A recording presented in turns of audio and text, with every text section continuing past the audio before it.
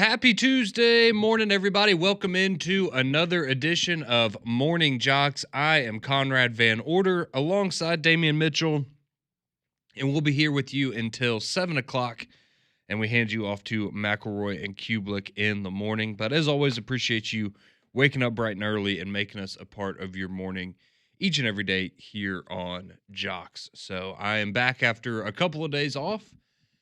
And unfortunately, the very thing that I was afraid of happening when I took this vacation months in advance was that it was the first weekend of college football, and there was a particular game that I had a lot riding on that would not go my way, and I would not be here to discuss that game on Monday of Labor Day. And unfortunately, that is exactly what happened because TCU absolutely rocked North Carolina last night. And the Chapel Bill era just got off to a horrible start there and for the University of North Carolina. And so I am sorry because I know that I have been a very vocal North Carolina fan for the last 5 years that I've worked here. And I couldn't face the music yesterday, Damian. I had to take the day off because I was so nervous about it.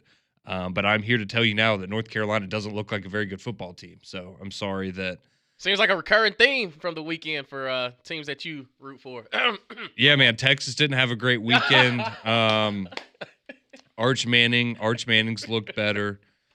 Yeah, it was rough, man. It was really, really, really rough. But no, all joking aside, all things considered, yeah, I'll be honest with you. It sucks. It does. We'll get right into it right here. I know y'all had a ton of reaction yesterday. I got to listen to a good bit of Jox yesterday, and I thought there were a lot of good points made by listeners. A lot of people that are obviously very upset, and rightfully so. And I think that's going to continue for the rest of the week. And I don't. Even if you go out there and look great against Louisiana Monroe on Saturday, I don't know how much confidence that's really going to instill in anybody moving forward. I would think Wisconsin would be maybe the first chance you had to kind of turn that around.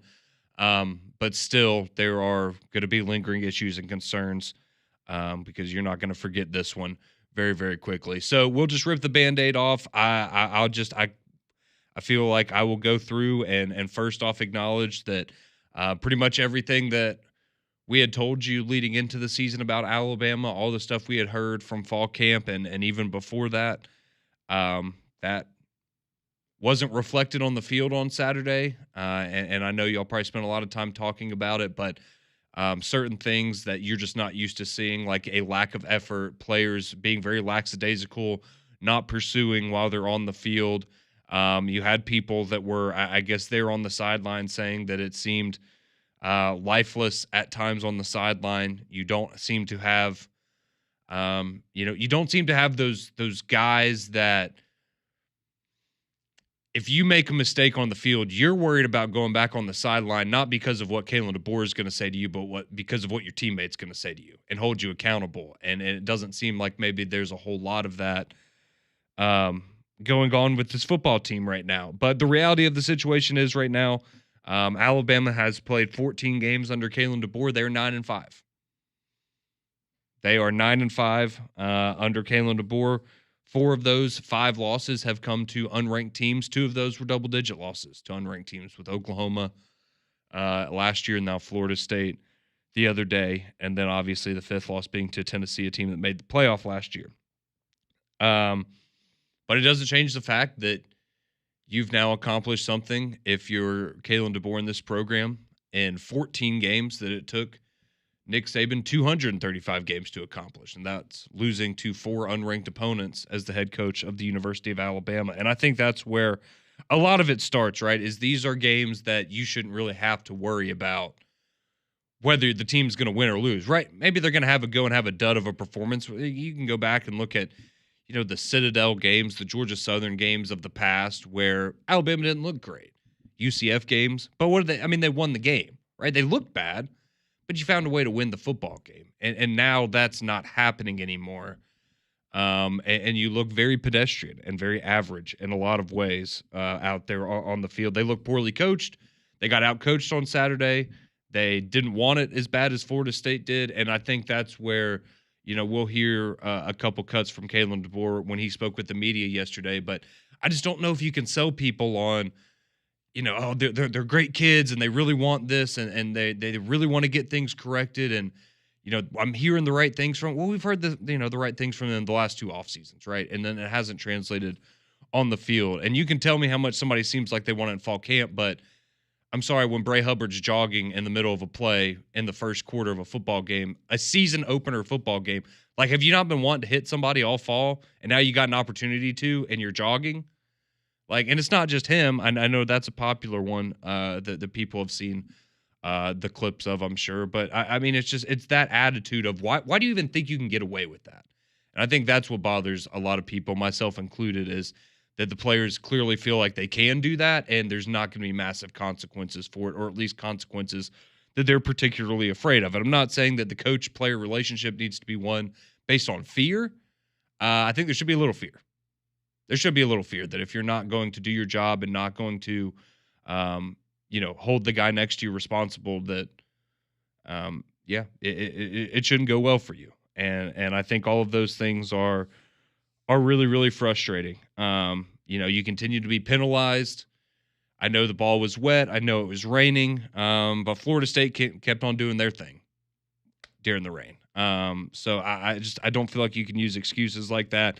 I know some people were mad about some of the officiating. Sure, maybe some of them were weird when you have a penalty called and you don't get the review, you don't get to see what's going on, you don't feel like you get a good explanation for it. But at the end of the day, there were still multiple times where Alabama was in an opportunity to end a drive, either defensively or an extended drive offensively, and whether it was a penalty or just very, very poor decision-making, those things didn't happen. And that's certainly something that has to be improved. And I mean, it goes from the top down. Like, I really think, and I'm sure there's, other specific examples, but outside, like me walking away from that game, I go, Jeremy Bernard played a really good football game, and I don't know another player that played a really good football game. There are some players that played okay. I thought Ty Simpson played okay. I didn't think he was terrible. But it was very obvious that at times, there were some times that he felt like he had to make his decision too fast, and that was the wrong decision. And there were times where he tried to draw it out a little too long. And then he panicked, and he should have just used his legs, and he didn't. But again, I mean, it's a first start. I'm not in the camp of people that think it all falls on Ty Simpson. I think it all falls on the coaching staff, because at the end of the day, you have a Florida State team that, I mean, credit to Florida State. Like, they looked significantly better than they did last year.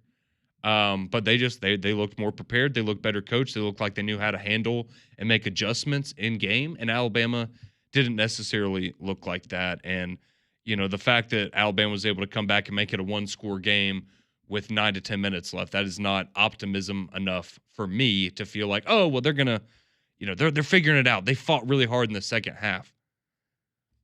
Where was that in the first half?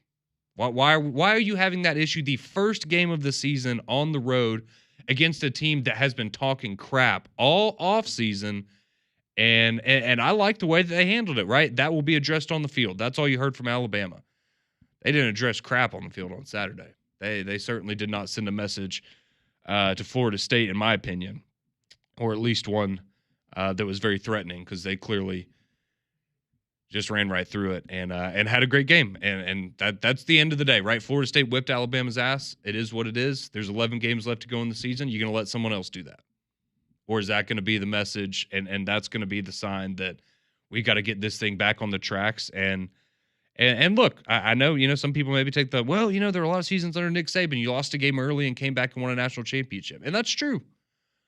I didn't see it look like that, though.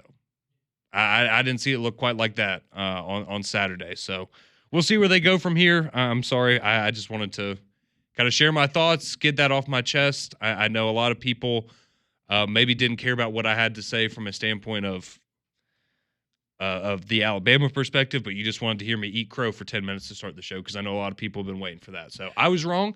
Alabama is not a good football team right now. They have a long ways to go, and it starts on Saturday against Louisiana Monroe, and maybe that's what you need. Is no offense to that program, but again, maybe something where you can kind of get into a groove a little bit offensively and get some confidence, because I didn't see a lot of that on Saturday. Yeah, they're called slump busters. That's what this week is kind of trending towards. But The games are yeah. okay. Yeah, no, you got to get out that slump. There's only certain ways to do it. You got to go inflict some pain on somebody else, and you can't go back to Florida State and fix everything. But what you can do moving forward is handling your business against Louisiana Monroe. But no, Conrad, I'm glad that you got it off your chest. I had to take a good bit of it yesterday, and I was just like, man, Conrad, he got to get back up here, man. Like this is Well, you're an Ole Miss fan, so exactly. Like we won, we handled what we need, we did what we need to do. There are things that we need to clean up, but you hang up 60 something points on somebody, it's different on that side of town. Hey, Austin Simmons had more turnovers than Ty Simpson, though. Yeah, he did, but he also is 1-0 as a starting quarterback. So that's what we do on that side of town. But no, I agree with you 100%. There's a lot of things that a lot of people had to get off their chest yesterday. Just kind of initial reaction to the game, and it pretty much said the same thing that you have in certain areas. And I mean, as a receiver, like I love what I saw from Jeremy Bernard because he was giving everything he possibly could. Oh yeah, and when you have guys like Ryan Williams, and I'll go to it, like there were multiple times where he was targeting, he was alligator arming it. Like there were times that he wasn't running. He had a bad football game. Yeah, he wasn't running full speed in his routes, and it's like, bro, it's the first game of the season. Like these are things that we should never have to talk about. Like I would much rather. I don't know if you've seen the clip of that Oregon receiver that was blocking in the end zone, and Dan Lanning comes after the game. He's like, "Yeah, he was blocking the wrong man, but if he's making plays like that, I could care less. Like we can fix that." But the fact he's given that much effort, that's where I think the question mark is of how can you go through fall camp? And I'm going back to my playing days. Like the one thing I could not wait for was the first game, to put everything that we have done during fall camp on display that Saturday. Effort was one thing. You can't coach it. It's either you're going to execute your job at a high level or you're not. And that's where I have a disconnect between, oh, well, you can coach hustle. No, you can't. I can't want it more than Bray Hubbard does. Bray Hubbard is on the field to make those plays. Now, the next man up is either not talented or he doesn't have he's not there mentally or he isn't there physically to be in that situation. But when you go back, and I know Bray Hubbard, he's probably kicking himself for like, man, I can't believe I put that on tape. Like, I really can't believe I put that on tape. You look at Deontay Lawson, who's coming back from injury. He was a step slow. Like the linebackers were having an absolutely horrible game. So there's a lot of things that you can kind of look at. Okay, is it physical or is it mental? Like, where are the minuses in a lot of these situations? Offensively, everybody's telling you that Caden Proctor is the best tackle in college football. Again, there were plays on the field Saturday that told you otherwise. Of okay, how's he getting beaten right across his face? Like those are the things that just cannot happen. Mm-hmm. So there's a lot of it that you can attribute to coaching, but also players have to accept accountability. Like there's these kids. What was Rick Barnes? He was talking to somebody during basketball season in Tennessee. Was like, we paying you too much money for you to be passing up shots. You got to go out there and do your job. That's what it comes down to. If the guys aren't doing their job effectively, these are the results you're going to see. And I understand, long gone are the days of the Rolando McClains, the Eddie Jacksons, the Minka Fitzpatricks, the overall just beast of teammates, because everybody's so buddy and they're making business decisions. At some point, you gotta have that closed door meeting, like, hey, coach, we got this. Like, because leadership comes from the locker room. Mike Locksley. Last season, Maryland they had a bunch of guys at the transfer portal. The team was completely different. And Mike Locksley admitted, like, I lost the locker room. That is so difficult for a head coach to say. Mm-hmm. And the fact that he said it, kudos to him. But your players, your leaders have to step up and say, like, this is not what we are here for. This is not one of those we can roll out, we hop off the bus where we already up 7-0. Long gone are those days. And for that first drive to go the way that it did, and for the rest of the game to go the way that it did, it's like, what were you doing during fall camp? Because, again, I understand not having Tim Keenan, not having Jam Miller. Those are two valuable pieces. But they can't push these guys to more effort and things like that. Like, I never thought we would get to a point where we're asking Alabama players, like, do you truly think that was the best that you could have given that Saturday? And something that stuck with me, and I thought that was very well said, something that stuck with me over the weekend was, if anybody heard it on three-man front last week, we had Ira Schafel on, who covers Florida State.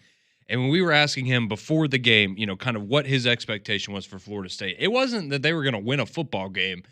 He straight up said, do they go out there and give effort for 4 quarters? Do they look like they know what they're doing? Because that would be an improvement over last year when they won 2 football games.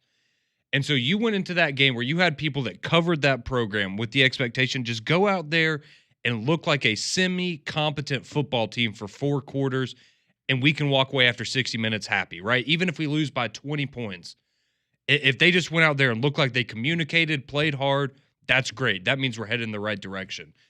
And to see what you got from Florida State, and for that and what he said about what he was looking for Florida State to ultimately be what you got from Alabama, that stinks. That is where it is unacceptable, and it should never be that way. And that doesn't even just go for Alabama, in my opinion, right? This is big boy college football. You should never, especially week 1, be questioning the effort, the intensity.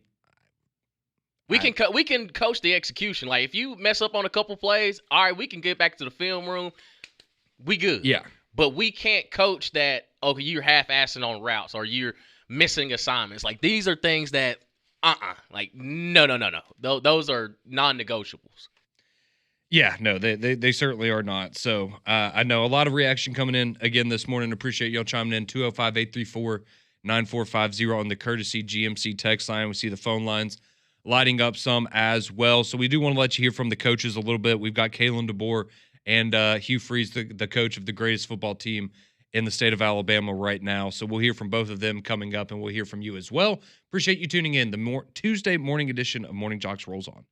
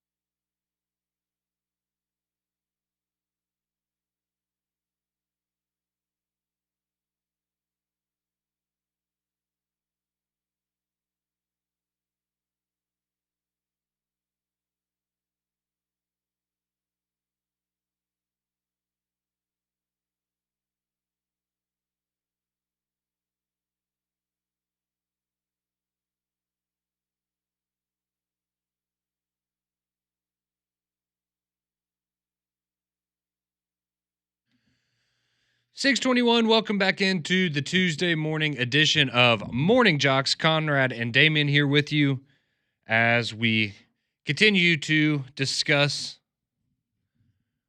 the situation in Tuscaloosa as Alabama just, I don't really know what else to tell you. They're bad at football, just bad right now as they try to get that figured out. And we await to see what happens this Saturday as they take on ULM. I did want to say quickly, because I know I'm not going to go, oh, here's my thoughts on every team. But I did want to say as well, Florida State played really well. I thought Auburn played really, really well against Baylor.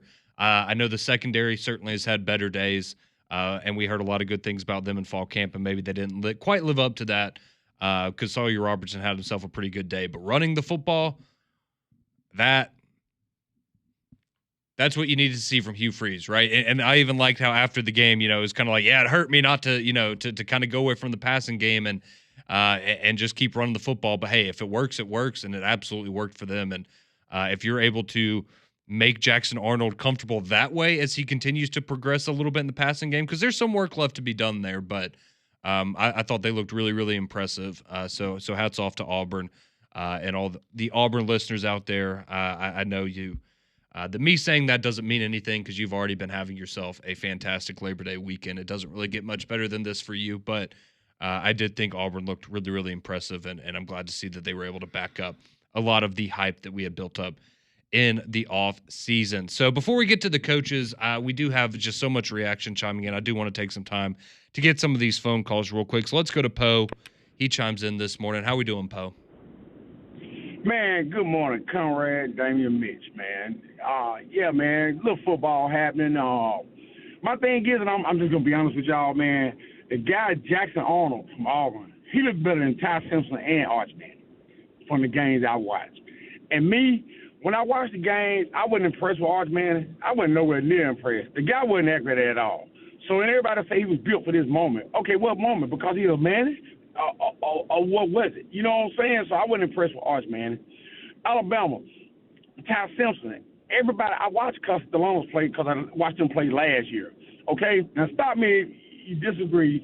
Ty Simpson, I didn't know what this guy was like because I didn't even see Ty Simpson play. I mean, unless he came in where Alabama was beating people, I never really this Ty Simpson play. I saw Castellanos play last year at Boston College. Granted that he got benched, but I still saw Castellanos play opposed to Ty Simpson playing. You know what I'm saying? So is it coaching or is it the NIL? Nobody knows. And then the discipline of Alabama on defense when they had Florida State stop, the guy rolled on him, and the same guy that tackled him after the other dude rolled on him, he stood over him like he was in the WWE. So, you know what I'm saying, Conrad, your team for discipline go for defense or whatever, come on, man, y'all had to get the guy stopped. Yep, you know what I'm saying? Now you gave up 15 because once the same dude, you tackled a man, your teammate rolled on him, and then you get stuff like you in the WWE. Come on, man, you right there in front of the referee. You see what I'm saying? I mean, but like I say, man, Ty Simpson, he can evade, but his accuracy is not good neither. And me as a fan, I see a whole bunch of stuff, like, and I'm going to try to hurry up, North Carolina. Bill Belichick, I ain't no fan of North Carolina signing Bill Belichick all that money yet. He ain't even showed us nothing. Like last night, I picked TCU. You know what I'm saying? People out there, I picked TCU over North Carolina. You know, because you going off of what, man? Because he's Bill Belichick. Yep. Okay, what? You know, because he beat a Belichick. You gave him all this money. Dude, this is his first game. Nobody talked about TCU or my man, the coach. Everybody was talking about Bill Belichick, North Carolina, I got tired of it, man. So I'm glad that TCU came out, did what they had to do to North Carolina. And I hope Bill Belichick get done again because everybody is on Bill Belichick because I'm tired of seeing revamped coach. I'm tired of seeing coaches that did something over here. Then you bring them into the college, you pay them all this goddamn money, and they can't do nothing. So I'm glad that they got beat. Jackson Arnold, Auburn, back to him, he looked good. He looked better than Archman and Ty Simpson. Hey, man, there's so much to talk about. Look, man, I love y'all, Damien, Mitch, Conrad. Done. Auburn Tigers, baby. Oh, yeah, my boys, Mississippi State. I'm so on these other teams. My boys got to win, y'all. But it was against Southern Miss. Got Arizona State at home. But that's just my take on all this, man. So much to talk about. I split it up in segments. I love y'all. I'm out. I appreciate you, Poe. Thanks for chiming in. There is just so much to get to. Yeah, I don't know why you are so fixate on this Alabama thing. There's like so much stuff that happened over the weekend. Let's go to Don though. Speaking of him, how you doing this morning, Don? Hello, Conrad, buddy. You hanging in there, pal? I'm doing all right. So at least I had a good weekend outside of the 3 hours on Saturday. I tell you what, buddy. You got a long day ahead of you because you know that there's going to be a lot of people waiting on you at Social Taco today. But congratulations to FSU, Dave. And now all of a sudden that pick by PG last week don't look so bad when everybody was making fun of him, does it? No, it certainly doesn't. He looks like the smart one now. Yeah, and he actually, I helped him with his picks, Conrad and Damon, and on our little contest, he went 11-4. Okay, well, good. He's already texting about that, so I'll be sure to give him heck because he lets you help him, so he's cheating a little bit. Well, I tell you what time are you getting there today? Because I got a lot of people asking me what time you going to be there. You going to be there right I will off? be there the entire time. I will be there from 10 until 2 o'clock. Well, I'm going to get there early to talk to you. I got a lot to talk to you about, brother. But I want to know your feeling about my Auburn Tigers, like Poe said.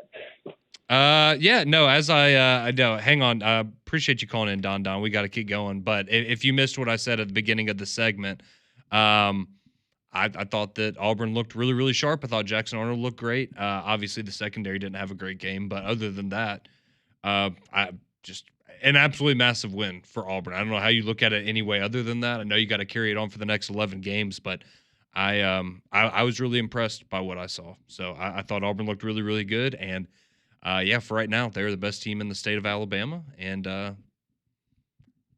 I didn't see a whole lot on Saturday to make me change that opinion and think that's going to change soon. But yeah, kudos to Auburn and Hugh Freeze and Don and the rest of you Auburn listeners. I know this is it was probably a little more special for you. It's been you've been waiting a little while for something like that. So and I genuinely am happy. I'm glad that it is always better when Auburn is good. Unfortunately, it's also good when Alabama and Auburn good at the same time, and I thought that maybe that didn't go the way that I thought it was going to go. So continue to share your reaction with us, 205-834-9450. That'll get you on the courtesy GMC text line. We have a lot of texts that have rolled in that we need to get to as well. And I do want to let you hear from both Kalen DeBoer and Hugh Freeze, some of the things that they had to say getting ready for week 2 as week 1 officially came to a close last night with TCU whooping up on Chapel Bill there. So we'll continue more Alabama, more Auburn talk next on Morning Jox.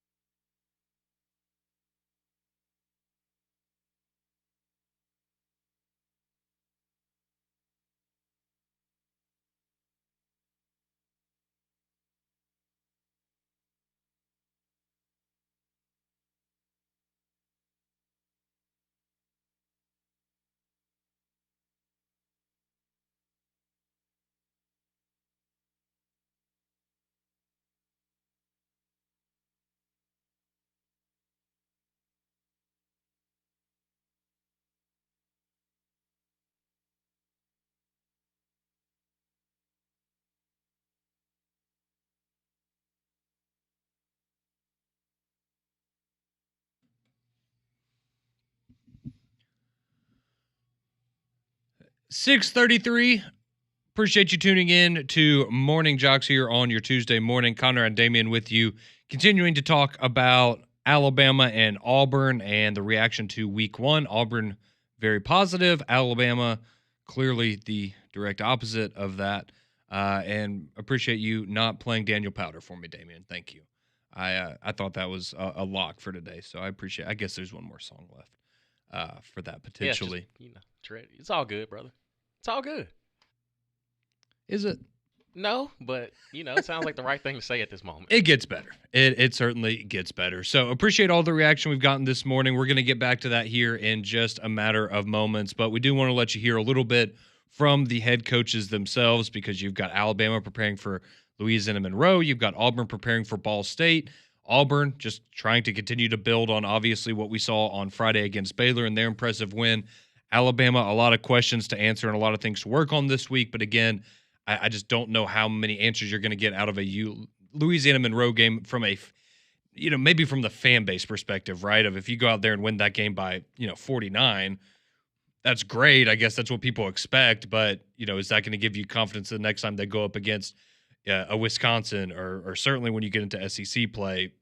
I think there's still going to be a lot of questions left for them to answer. So let's start with, we've been talking a lot about Alabama and that disappointment. So we'll start with Kalen DeBoer, because I know a lot of people very curious about what he had to say yesterday. And to be honest, a lot of it was kind of similar to what you heard after the game.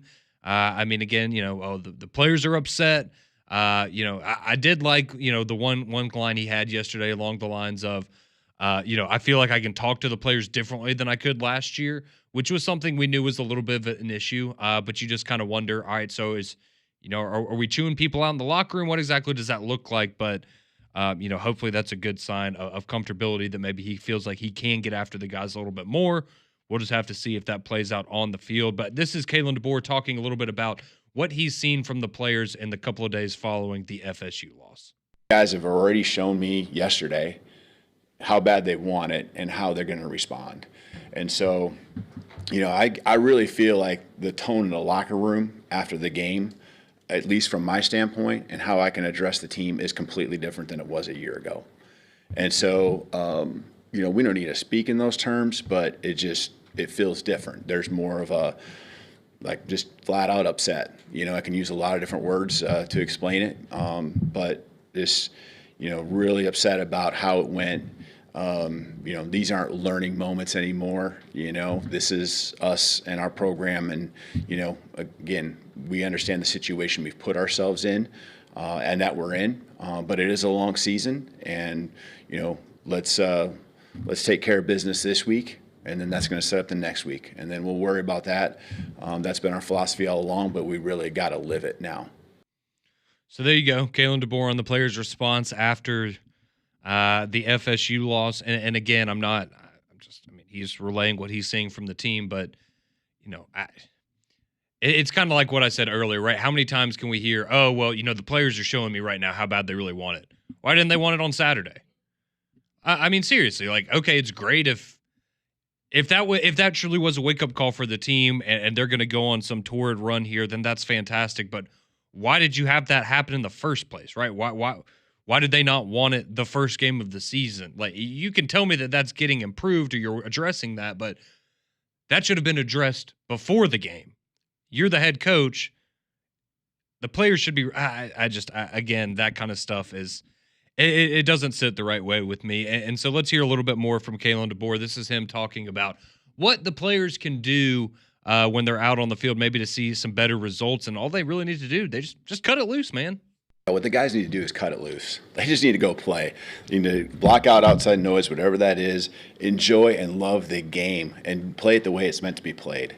And that was my message yesterday, is don't overthink this. Just go out there and ball out. And they know what they're doing. They need a trust and belief in the training. They need trust and belief in the reps and all the banked walkthroughs, all those, all that they've done, all the work they've put in, and go out and reap the rewards from it and go have fun doing it. And so, don't overthink this. Just go out and play and do what you love to do. I might be out of place when I say this, but if you're playing a sport and you're playing loose, why are you typically doing that? Because you feel like you prepared and you know what you're supposed to do. So if the issue is the players aren't, and I could be totally wrong, right? It really could be you just have a bunch of guys that are timid as hell out there on the football field. And maybe that is the problem. But again, a lot of it goes back to preparation in my mind. And a lot of that, I know it's not all on the coaches, but a lot of it is on the coaches. And if you have guys that are out there and you don't feel like they're comfortable letting it loose and just playing football, it's because they probably don't feel like they've been put in a spot to where they can go and do that. And again, might be the player's problem, 100%. Totally could be, and I don't know what I'm talking about. But again, these are just things that you hear and you start to, and it sounds like, that just sounds like lack of preparation to me. Or and maybe guys aren't watching film. Maybe they are, the stuff you see on social media of, guys are getting, Uber Eats at 2 a.m. and doing this and doing that the night before, whatever, all that crap that gets spread around. I don't know, but it go cut it loose. Okay, why is that an issue? The first game, why are you having to come back after the first game and say, well, let's just let it rip? Yeah, that should have been the message from the beginning, because they should have been prepared, because you have had months to prepare for this situation. That stuff just, it's frustrating to me, and I know maybe some of the fan base doesn't have a problem with it, but that kind of stuff, I'll be honest, don't love that. Don't love that. But anyways, we'll move on. Let's hear a little bit from Hugh Freeze as well. A little more optimism there on the Plains as they had their impressive victory over Baylor. Now they're going to host Ball State this weekend and keep that train rolling, hopefully on the Plains in week 2. But we did talk about the defense, particularly the secondary, having some struggles at times. Let Sawyer Robertson throw for over 400 yards. So let's see, what did Hugh Freeze see from his defense in that win over Baylor? I thought our defensive line controlled the line of scrimmage, and without that, we could have been in for a long night, because they really did throw it and catch it well on us, and impressed with their quarterback and their receiving core, but we didn't play with the fundamentals that I've seen us be able to do in camp. So we've got to figure out exactly why. And I think both DJ and I would say we probably didn't have them quite as prepared as we should physically, and we just didn't look as fresh as I've seen us. So I thought our D-line controlled it. Obviously, 2 big 4th down stops were huge. So there you go. There's Hugh Freeze and his assessment of the Auburn defense after week 1. And a little bit more from Hugh Freeze. We talked about Jackson Arnold and how great he was running the football. Made some nice throws as well, but certainly they made it clear very early on that they were having success running the football, and they were going to continue to do that. And Jackson Arnold did a big part of that job himself. So this is Hugh Freeze talking about his quarterback and his decision-making against Baylor. He only had one play where I thought he was careless with the ball, and that was the pressure one. I allowed him I regret it, we had a drive where we were really getting some chunk yards in this 2nd and 4, and allow him to throw an RPO to Malcolm. And, in normal situations, that's fine. But man, the run was another gash. I mean, Cobb was going to rip that counter off for a lot of yards, and that's on me. That's not on Josh. I gave him the green light to do it, even though the safeties, they just were not going to attach themselves to the box. They were sitting at 10 yards, and they were not moving. And our normal rule for that is you give the ball, you hand the ball off. But I get greedy sometimes, and it's hard when you have the receivers we have to. But you're averaging about 7 yards a gain. You probably need to fight that urge to take the shot there. And if I'm an Auburn fan, that's, music to your ears, right? Because the last couple of years, I think there were a couple of times it was, man, why are we not running the football more? And so maybe a little bit of, hey, we got to do what we got to do to win the football game. Maybe it's not the way that I want to run the football game or call the game, but it's what's working. And certainly the running game was working for Auburn against Baylor. So that's a little bit from both Kalen DeBoer and Hugh Freeze after their press conferences yesterday. I'm sure you'll get to hear some more coming up on McElroy and Kublik in the morning as well. But more reaction from y'all, 205-834-9450. That'll get you on the courtesy GMC text line. We see you on the phone line, see you on the text lines. We'll get to you all next here on Morning Jox.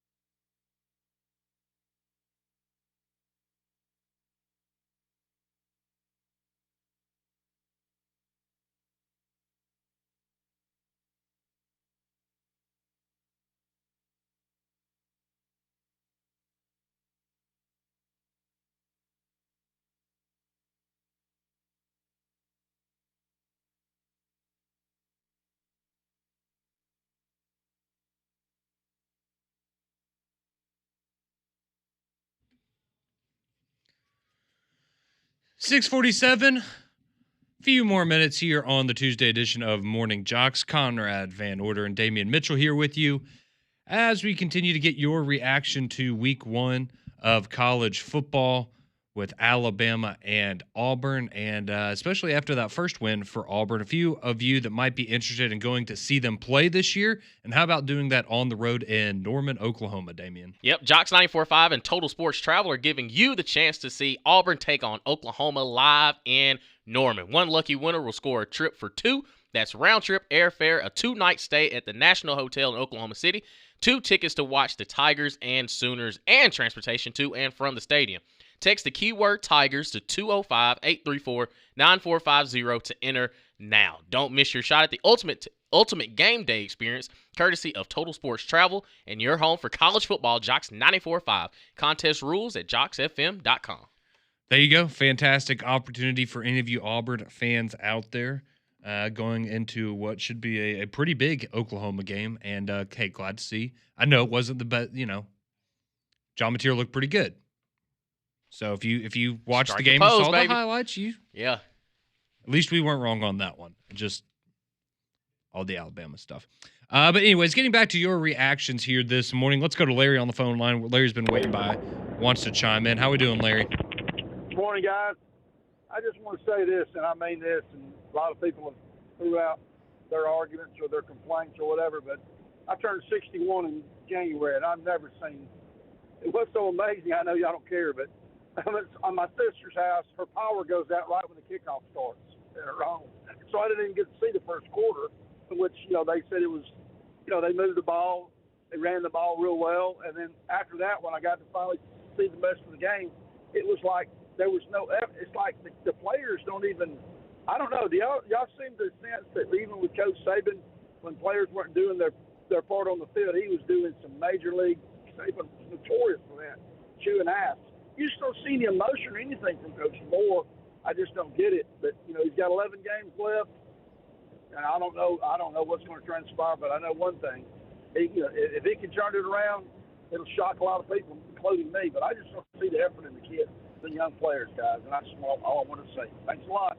Yeah, appreciate you, Larry. I will say, and I haven't seen a lot of people bring this up, and but I remember it was in the first drive of the game, and you remember Alabama had to burn a timeout early because they weren't able to get a snap off. And I understand that first drive was great, right? It was 9 minutes. You ran the football a lot. It looked like Alabama was asserting their dominance, and they did for 9 minutes of football game, then Florida State did for the next 51 minutes or however long, whatever it was. But when you had that moment where Alabama had to burn that timeout early to sustain that drive, which ended up being the right call, right? Because you scored a touchdown. But instead of them getting chewed out for not getting the snap off, you saw Kalen DeBoer, like the camera shot was perfectly on the players coming off the field and Kalen DeBoer going, good job, everybody. Good job, good job. And again, I know that's a very small, minor detail for things, but you just had to burn a timeout on the first drive of a game because you couldn't get a play call in, you couldn't get a snap. And I understand it's week 1, it's early. Maybe you're still figuring out some communication stuff, but that's just so much different. And I understand he's not Nick Saban, but you just burned a timeout on the first drive and you're attaboying everybody instead of having a little fire of, hey, let's speed this thing up. Why are we having to burn this timeout? Let's have that sense of urgency. And it's just things like that where even very early on, I don't like that. I don't like that. I don't like the attaboy when you're having to burn a timeout on the first drive of a game, even if it is week 1, because that doesn't sit right with me personally. But maybe that's just me. Maybe I'm alone on that one. But let's get to some of your text on the courtesy GMC text line 205-834-9450. Let's see. Jimmy chimes in. Auburn had a good, not great win against Baylor. He says, I bet Cole was happy with Auburn being able to run the ball consistently on the last drive to burn the clock and put the game away. Yeah. Well, not just Cole. I mean, I was pretty happy that Auburn stuck with the game plan. I enjoyed that as well. I was happy to see growth. I was like, wow, all right. Hugh Freeze growing up before our very eyes. I thought that was great.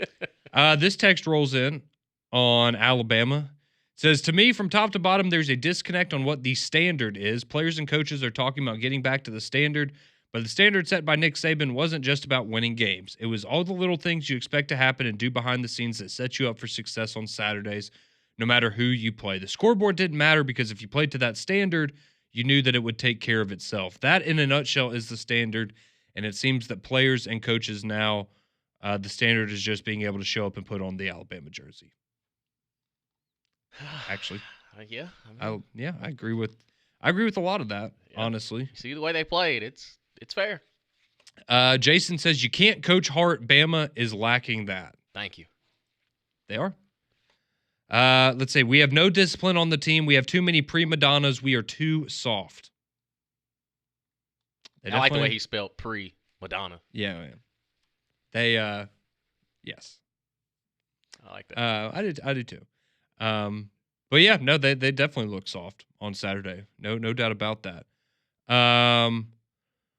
Let's see.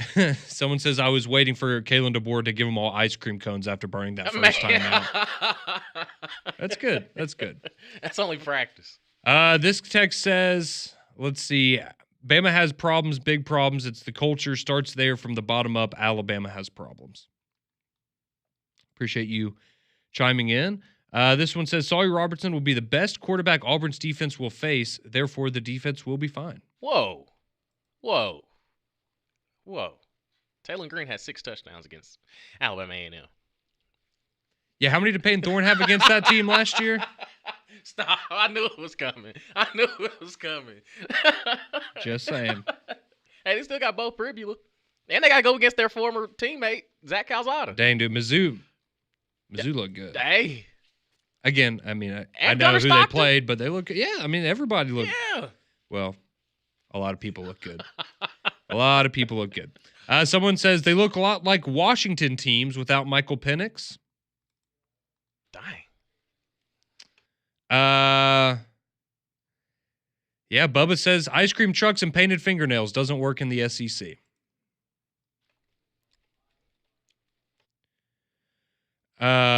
Let's see. All Conrad has said this morning is I don't like that or that doesn't sit right with me.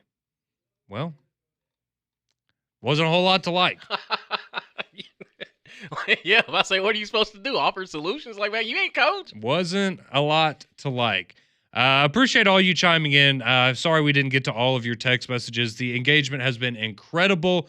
We'll have more reaction for you tomorrow at 6 a.m., but Mac and Cube in the morning, they're next.